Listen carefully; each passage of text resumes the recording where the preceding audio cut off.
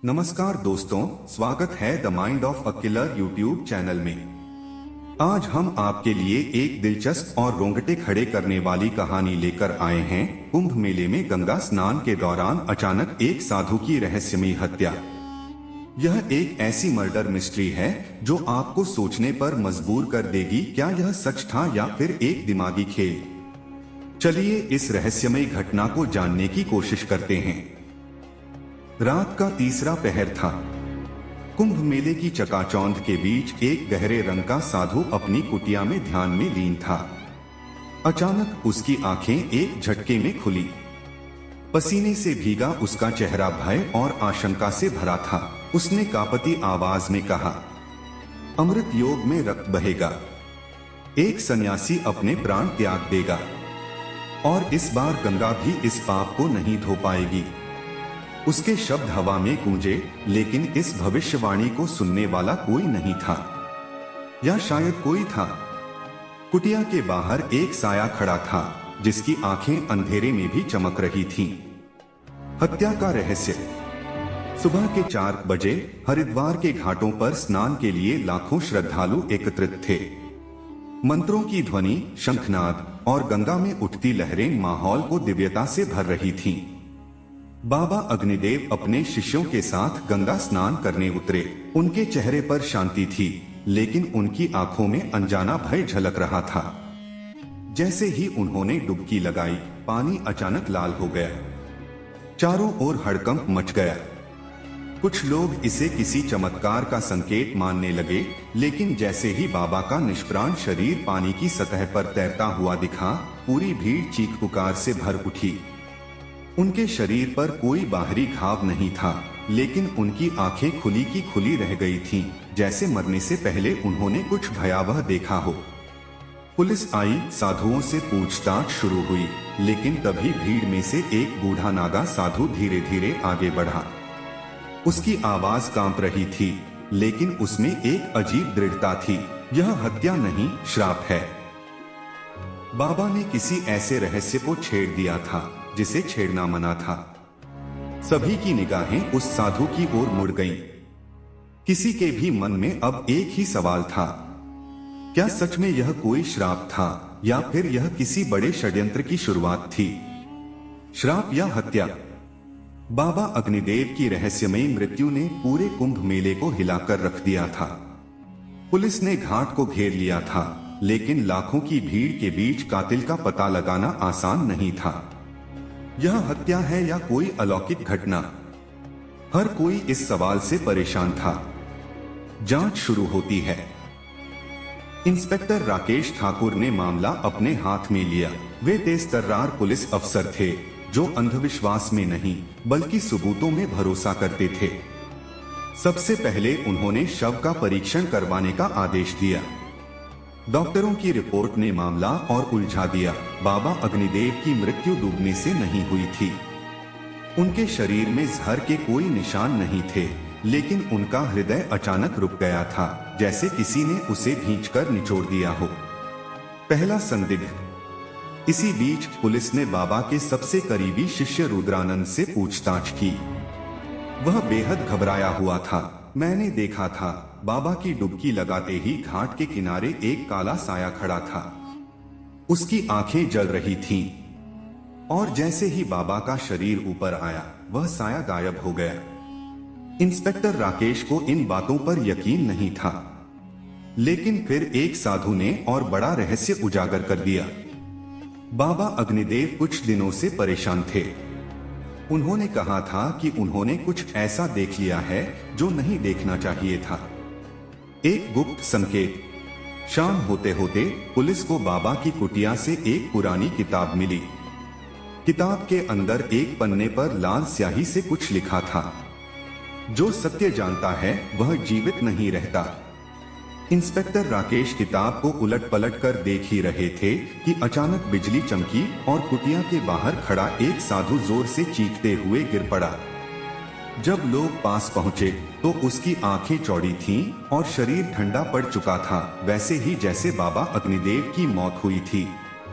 मौत का संदेश। बाबा अग्निदेव की रहस्यमयी मृत्यु और उसके बाद एक अन्य साधु की अचानक मौत ने पूरे कुंभ मेले में भय और अराजकता फैला दी थी। इंस्पेक्टर राकेश ठाकुर इस गुत्थी को सुलझाने के लिए दिन रात एक कर रहे थे। रहस्यमयी चिट्ठी का खुलासा। बाबा अग्निदेव की कुटिया से मिली पुरानी किताब में छुपी चिट्ठी को फॉरेंसिक टीम ने जांचा। चिट्ठी में लिखा था, जो सत्य को उजागर करेगा वह मृत्यु को प्राप्त होगा।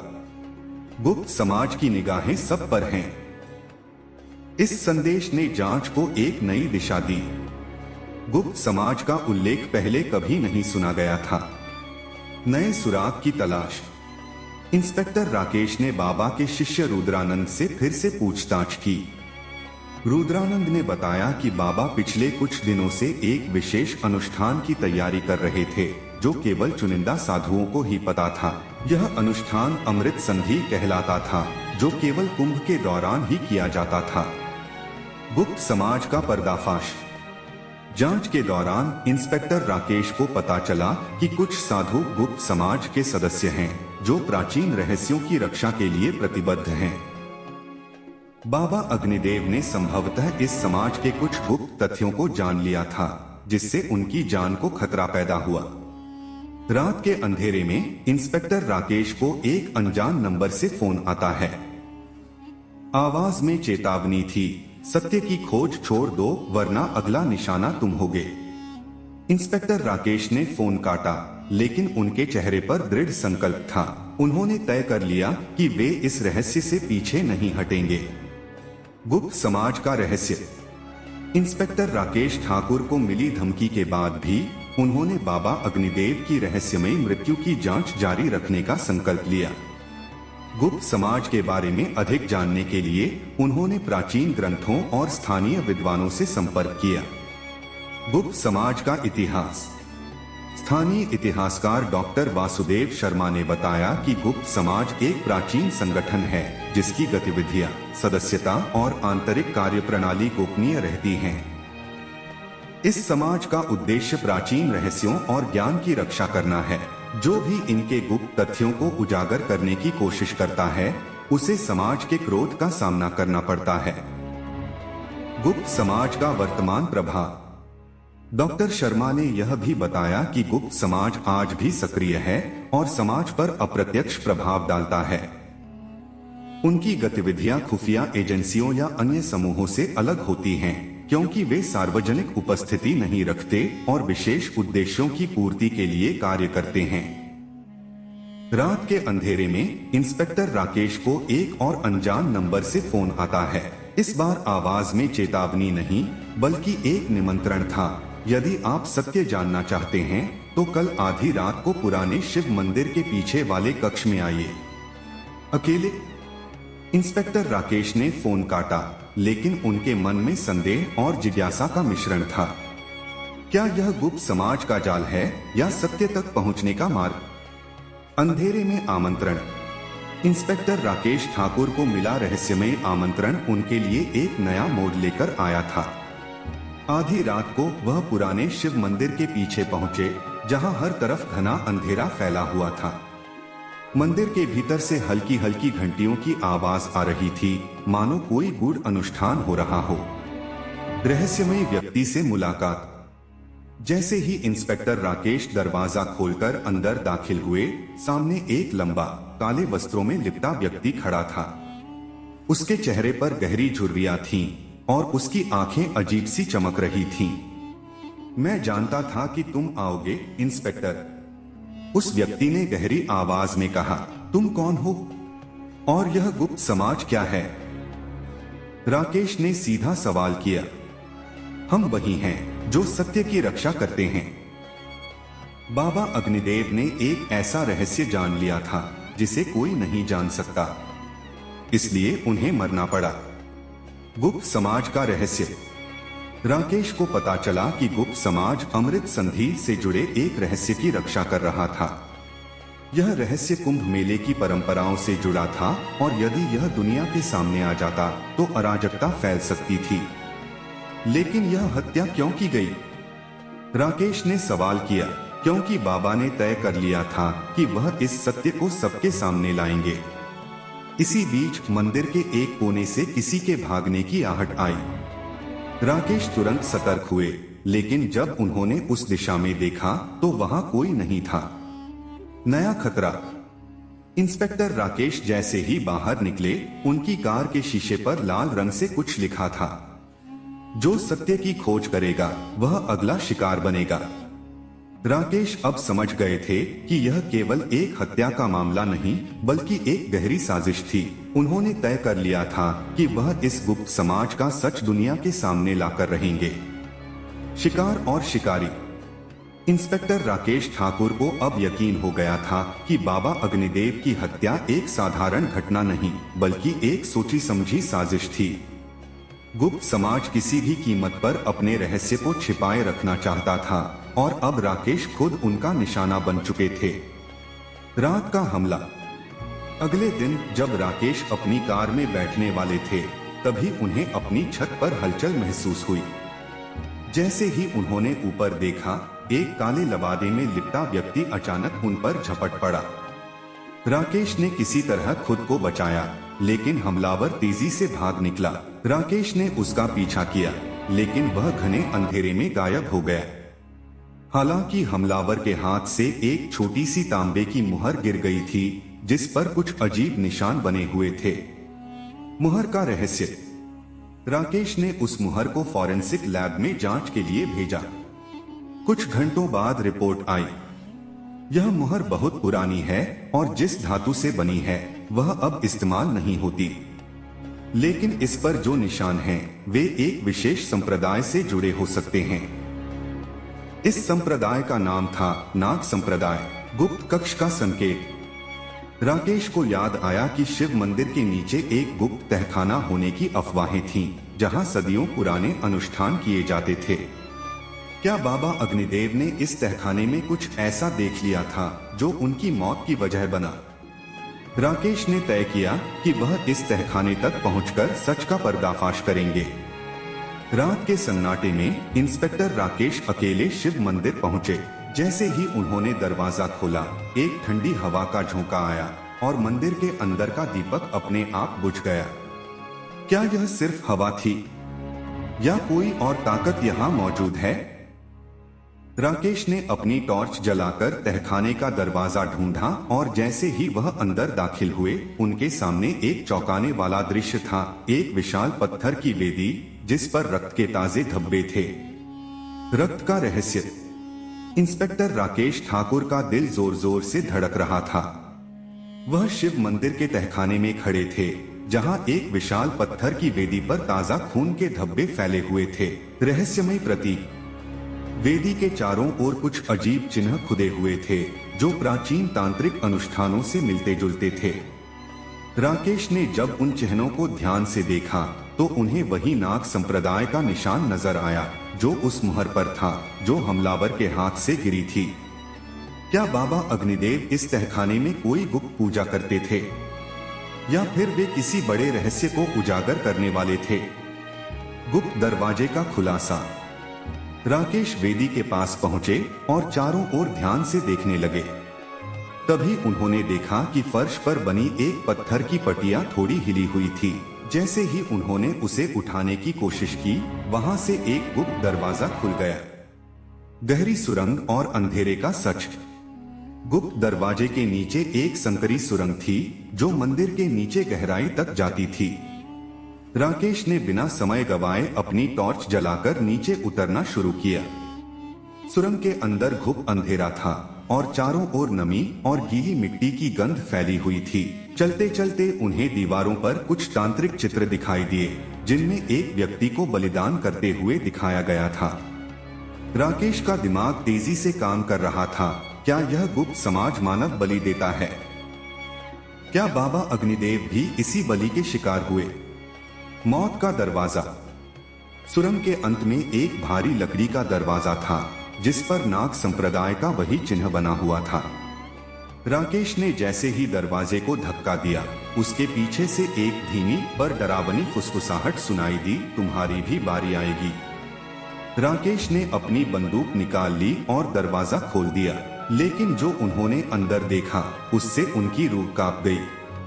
एक बड़ा हॉल जहां बीच में एक लोहे की जंजीरों से जकड़ा हुआ साधु पड़ा था और 4 नकाबपोश लोग उसके चारों ओर कोई रहस्यमय मंत्र पढ़ रहे थे। बलि की रात शिव मंदिर के गुप्त तहखाने में इंस्पेक्टर राकेश ठाकुर सांस रोके खड़े थे। उनके सामने एक विशाल अनुष्ठान कक्ष था जिसके बीच में एक साधु लोहे की जंजीरों में जकड़ा पड़ा था। 4 नकाबपोश व्यक्ति उसके चारों ओर घेरा बनाए अजीब से मंत्र पढ़ रहे थे। रहस्यमय अनुष्ठान। हवा में एक अजीब सी गंध थी, गंधक और जलते हुए घी की। बीचों बीच एक अग्निकुंड जल रहा था और उसमें कुछ काले पदार्थ डाले जा रहे थे जिससे हरे नीले रंग की लौ उठ रही थी। नागाय विद्महे कालसर्पाय धीमहि तन्नो मृत्युः प्रचोदयात्। हे नागराज, हमें तुम्हारा ज्ञान प्राप्त हो। हे कालसर्प, हमें दिशा दिखाओ। मृत्यु, हमें आशीर्वाद दे। राकेश ने अपनी पिस्तौल कसकर पकड़ ली। हमला और रहस्योद्घाटन। जैसे ही वह आगे बढ़े, नकाबपोशों में से एक ने अचानक तेज आवाज में शंख फूंक दिया। पूरे कक्ष में एक धमाके जैसी गूंज हुई और नकाबपोशों ने एक साथ राकेश की ओर देखा। इंस्पेक्टर राकेश ठाकुर, तुम्हारा यहां आना निश्चित था। राकेश चौंक गए। इन्हें मेरा नाम कैसे पता? तभी उनमें से एक नकाबपोश धीरे धीरे आगे बढ़ा और अपना नकाब उतारा। वह कोई और नहीं बल्कि बाबा अग्निदेव का सबसे करीबी शिष्य महंत स्वामी त्रिकाल दत्त था। राकेश स्तब्ध रह गए। आप तो क्या यह सब बाबा की हत्या से जुड़ा हुआ है? महंत त्रिकाल दत्त ने ठंडी मुस्कान के साथ कहा, बाबा अग्निदेव हमारी गुप्त परंपराओं को तोड़ना चाहते थे। वह इस रहस्य को दुनिया के सामने लाना चाहते थे, इसलिए उन्हें बलिदान देना पड़ा। राकेश का दिमाग तेजी से काम कर रहा था, लेकिन तभी मौत का जाल। महंत ने एक इशारा किया और 2 नकाबपोशों ने तेजी से राकेश पर हमला कर दिया। राकेश ने झट से अपनी पिस्तौल तानी और एक नकाबपोश को कंधे में गोली मार दी। लेकिन इससे पहले कि वह दूसरे को निशाना बनाते, किसी ने पीछे से उनके सिर पर भारी लकड़ी का डंडा दे मारा। राकेश का दिमाग घूम गया। उनकी आंखों के आगे अंधेरा छा गया। इंस्पेक्टर, तुमने गलत जगह हाथ डाल दिया। अब तुम्हें भी इस रहस्य के साथ दफन होना होगा। राकेश जमीन पर गिर पड़े। कालसर्प का अभिशाप। इंस्पेक्टर राकेश ठाकुर को होश आया तो उन्होंने खुद को पत्थर के एक ठंडे फर्श पर पड़ा पाया। उनके हाथ और पैर मजबूती से बंधे हुए थे और चारों ओर घुप अंधेरा था। रहस्यमयी कैदखाना। धीरे धीरे उनकी आंखें अंधेरे में देखने लगी। यह एक भूमिगत गुफा थी जिसके चारों ओर पुरानी दीवारों पर नागों के चित्र बने हुए थे। उनके ठीक सामने एक विशाल मूर्ति थी, कालसर्प की। तभी गुफा के कोने से एक परछाई धीरे धीरे आगे बढ़ी। राकेश ने अपनी सांस थाम ली। जाग गए इंस्पेक्टर? वह कोई और नहीं बल्कि महंत त्रिकाल दत्त था। सच्चाई का पर्दाफाश। राकेश ने गुस्से से कहा, अगर तुम लोग बाबा अग्निदेव को मार सकते हो तो मुझे भी मारने में देर नहीं करोगे, लेकिन सच छिपेगा नहीं। महंत त्रिकाल दत्त ठहाका मारकर हंस पड़ा। सच? सच तो यही है कि यह दुनिया हमारी ताकत को नहीं समझ सकती। बाबा ने हमें धोखा दिया। उन्होंने हमारी परंपराओं को तोड़ने की कोशिश की, इसलिए उन्हें मरना पड़ा। फिर महंत ने अपनी आवाज धीमी करते हुए कहा, लेकिन बाबा की हत्या केवल शुरुआत थी इंस्पेक्टर। असली बलि तो अभी होनी बाकी है और वह बलि होगे तुम। राकेश की रगों में खून जम गया। नाग संप्रदाय का भयानक अनुष्ठान। महंत ने आगे बताया, आज अमावस्या की रात है और आज हमारे नाग देवता को खुश करने के लिए एक विशेष बलिदान दिया जाएगा। राकेश ने देखा कि वहां एक विशाल अनुष्ठान मंडप बना हुआ था और बीचों बीच एक पत्थर की वेदी रखी थी जिस पर तेज धारदार खंजर रखा था। तुम्हारा खून इस वेदी पर गिरेगा और फिर हमें अमरत्व प्राप्त होगा। मौत का खेल। महंत ने कुछ इशारा किया और 2 नकाबपोशों ने राकेश को घसीटकर वेदी पर डाल दिया। राकेश ने खुद को छुड़ाने की कोशिश की, लेकिन रस्सियां बहुत मजबूत थीं। महंत ने खंजर उठाया और राकेश की ओर बढ़ने लगा। अब समय आ गया है इंस्पेक्टर, नाग देवता के चरणों में तुम्हारा बलिदान होगा। जैसे ही महंत ने खंजर ऊपर उठाया, अचानक धड़ाम, दरवाजा टूटा और गोलियों की तड़तड़ाहट गूंज उठी। मृत्यु का खेल। धड़ाम, गोलियों की गूंजते ही गुफा के भीतर अफरा तफरी मच गई। इंस्पेक्टर राकेश ठाकुर अब भी बलि वेदी पर बंधे हुए थे, लेकिन उनकी आंखों में उम्मीद की चमक लौट आई। बचाव या धोखा? 4 नकाबपोश झट से दरवाजे की ओर भागे, जहां से इंस्पेक्टर विजय और उनकी टीम हथियारों के साथ अंदर घुस चुकी थी। इंस्पेक्टर राकेश, घबराइए मत, हम आपको बचाने आए हैं, विजय ने आवाज लगाई। लेकिन इससे पहले कि कोई कुछ समझ पाता, महंत त्रिकालदत्त जोर से हंसा। हाँ, इंस्पेक्टर, तुम सोचते हो कि पुलिस हमें रोक सकती है? तुम भूल गए कि यहाँ मौत का खेल चल रहा है। महंत ने एक मशाल उठाई और गुफा की दीवार पर बनी रहस्यमयी नक्काशी पर रख दी। अचानक पूरी गुफा में तेज आग भड़क उठी और छत से कई जहरीले सांप नीचे गिरने लगे। भागने की जंग। विजय और उनकी टीम ने तुरंत गोलीबारी शुरू कर दी। इधर 2 नकाबपोशों ने झट से राकेश की रस्सियां काट दी, लेकिन वे दोस्त थे या दुश्मन, यह साफ नहीं था। राकेश ने फुर्ती से खुद को छुड़ाया और विजय की ओर भागे, लेकिन तभी महंत त्रिकालदत्त ने वेदी से एक तांत्रिक खंजर उठाया और राकेश पर झपटा। राकेश ने आखिरी सेकंड पर खुद को झुकाया और खंजर पत्थर की दीवार में जा घुसा। मौका पाकर उन्होंने एक जोरदार मुक्का महंत के चेहरे पर जड़ दिया। गुफा का अंत। इसी बीच एक और जोरदार धमाका हुआ। विजय ने देखा कि महंत के एक अनुयायी ने गुफा की छत को गिराने के लिए विस्फोटक लगा दिया था। सर, हमें तुरंत निकलना होगा, गुफा कभी भी गिर सकती है, विजय ने चिल्लाया। राकेश ने तेजी से चारों ओर देखा। महंत घायल होकर गिर चुका था और नकाबपोश इधर उधर भाग रहे थे, लेकिन नाग संप्रदाय का रहस्य अभी भी अधूरा था। क्या महंत मर चुका था? क्या नाग संप्रदाय यहीं खत्म हो गया था, या यह सिर्फ एक खेल था जिसमें असली खिलाड़ी अब भी छिपे थे? रहस्यमयी भविष्यवाणी। गुफा गिरने लगी थी। पुलिस टीम ने राकेश को बाहर खींचा, लेकिन जैसे ही वे बाहर निकले, उन्हें दूर जंगल में एक काला नकाब पहने एक और रहस्यमयी शख्स खड़ा दिखा। वह हवा में एक लाल रंग का कपड़ा लहराता रहा और फिर अंधेरे में गायब हो गया। राकेश ने ठंडी सांस ली। खेल अभी खत्म नहीं हुआ है। रक्त का सौदा। कुंभ मेले के रहस्यमयी हत्याकांड और नाग संप्रदाय की काली सच्चाई आखिर सामने आ चुकी थी, लेकिन इस खेल का असली खिलाड़ी अब भी अंधेरे में था। रहस्यमयी संदेश। गुफा से निकलने के बाद इंस्पेक्टर राकेश और विजय को एक अज्ञात नंबर से एक धमकी भरा संदेश मिला। खेल खत्म नहीं हुआ इंस्पेक्टर, तुमने महंत को रोका, लेकिन नाग संप्रदाय अमर है। रक्त का सौदा पूरा होगा। संदेश के साथ ही एक वीडियो भेजा गया। उसमें एक गुप्त अनुष्ठान हो रहा था और बीचों बीच एक अनजान व्यक्ति को बलि देने की तैयारी थी। पुलिस ने फौरन लोकेशन ट्रेस की। कुंभ मेले के बीचों बीच एक पुराना मंदिर।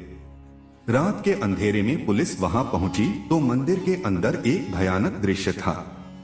सैकड़ों नाग संप्रदाय के अनुयायी इकट्ठा थे और बीच में महंत त्रिकालदत्त का उत्तराधिकारी नागेंद्रनाथ। स्वागत है इंस्पेक्टर। राकेश और विजय ने अपनी बंदूकें तान ली। खेल खत्म हो चुका है नागेंद्रनाथ। नागेंद्रनाथ ने ठहाका मारा। खेल तो अब शुरू हुआ है। तभी मंदिर के चारों ओर बारूदी धमाके होने लगे। चारों ओर आग की लपटें उठ गई। अनुयायी पुलिस पर टूट पड़े, लेकिन इस बार राकेश और विजय तैयार थे। पूरी टीम ने जबरदस्त हमला किया। गोलियों की गूंज से मंदिर हिल उठा। अंतिम बलिदान। नागेंद्रनाथ ने भागने की कोशिश की, लेकिन राकेश ने उसे धर दबोचा। खत्म हो गया तुम्हारा खेल। नागेंद्रनाथ ने एक आखिरी चाल चली। उसने अपनी कलाई काटकर बलि देने की कोशिश की, लेकिन पुलिस ने उसे रोक लिया। अंतिम न्याय। नागेंद्रनाथ और उसके बचे खुचे साथी गिरफ्तार हो गए। कुंभ मेले में जो रहस्यमयी हत्याएं हो रही थीं, उनका राज खुल चुका था। अगले दिन अखबारों में सुर्खियां थीं। नाग संप्रदाय का अंत, इंस्पेक्टर राकेश ठाकुर की बड़ी जीत। लेकिन राकेश के दिल में अब भी एक सवाल था, क्या नाग संप्रदाय सच में खत्म हो गया था, या अंधेरे में कोई और ताकत अब भी इंतजार कर रही थी? छुपा हुआ खतरा। एक पुरानी गुफा में अंधेरे में एक रहस्यमय शख्स खड़ा था। उसने नागेंद्रनाथ की एक तस्वीर जलाई और धीमे स्वर में बुदबुदाया। दोस्तों, यह थी हमारी आज की कहानी। आशा है आपको यह पसंद आई होगी। अपने विचार और प्रतिक्रिया कमेंट बॉक्स में साझा करना न भूलें।